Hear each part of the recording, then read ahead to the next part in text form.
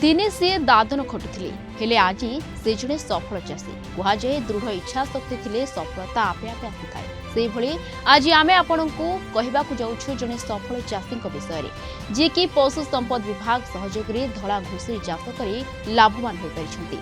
Kalimela block अंतर्गत MV 79 गाँव खोकन विश्वास निज गाँव में पूर्वर परिबा व्यवसाय करुथिले किंतु वर्तमान से धला घुसरी चाष करी निजर आर्थिक स्थिति रे सुधार आनि परिछंती। तेबे आसंतु जानिबा तांको विषय रे अधिक अछि। परिवार प्रतिपोषण पाई प्रथमे बाहर राज्य में दादन खटुथिले किछि वर्ष बाहर राज्य में काम करबा परे किछि अर्थ संचय करी निज भिटामाटी को फेरी आरंभ कले परिबा व्यवसाय। गाँव चाषी निकटू परिबा किणे गुड़ारी तथा आखपाख अंचल में परिबा बिक्री करी परिवार प्रतिपोषण करथिले। परे परे देशी कुकुड़ा चाष करबा सहित नुआ किछि करबा आशारे पशु संपद विभाग सहयोग रे आरंभ कले धला घुसरी चाष। आउ एबे तांको फार्म रे 50 रु ऊर्ध्व घुसरी रहिछंती। मु घुसरी चाष करछि आउ यहाँ पूर्व मु ब्रॉयलर चाष देशी कुकुड़ा चाष करथिली। घुसरी चाषटा कली आउ ता घुसरी चाष सहित मु माछ चाष भी होछि।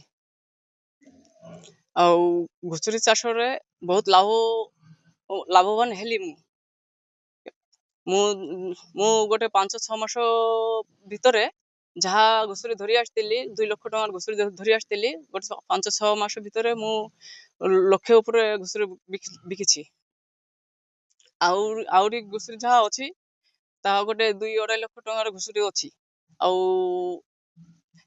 आउ नेक्स्ट मंथ रे गोटे 4टा घुसरी छुआ देव। से घुसरी मु गोटे 3-4 मास ये पाली परले से घुसरी छुआ भी से मेचुरीटी हो तार बिकबार टाइम हो 4टा घुसरी छुआ देले किसी ना 40टा छुआ देव। 40टा छुआ जदि मु गोटे 15-20 हजार टका लाखा बिकिबी बोली मोर बहुत टंका आसीबो बोली मु भाबुची।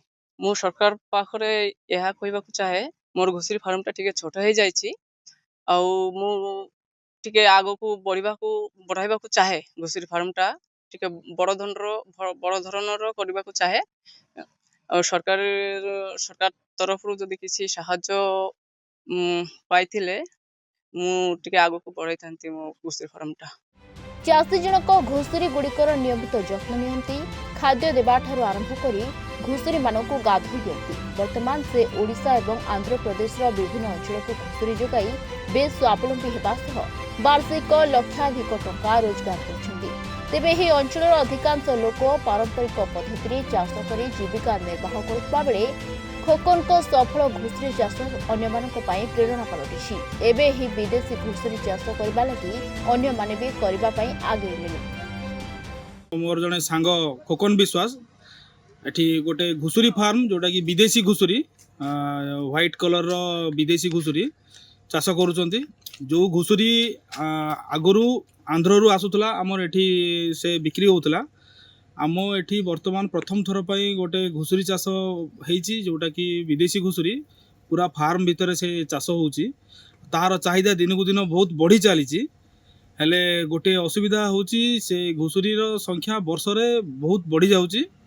से 17-18टा घुसरी रु आरंभ करथिले एबे आसी 50टा घुसरी रे पहुंचलानी आउ जगह बहुत शॉर्टेज हो जाउची।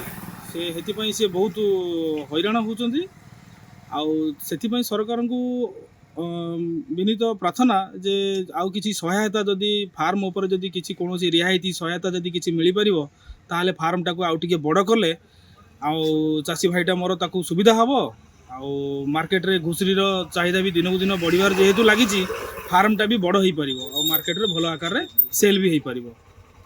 आम अंचल रे जड़े चाषी फास्ट देशी कुकुड़ा चाष करथिले तापरे माछ चाष एबे से घुसरी एवं माछ चाष करछंती बहुत डेवलप करछंती किंतु आर्थिक अवस्था दुर्बल थिवारु हमरो से पिला ना खगन विश्वास बाबा लेट खगन विश्वास से बहुत परिश्रमी पिला जदि सरकार आदिगरे टिके नजर दे थांता गोटे घर लोन हेले से बहुत प्रोग्रेस करि पारि थांता तार फैमिली को भलो चलाई पारि थांता।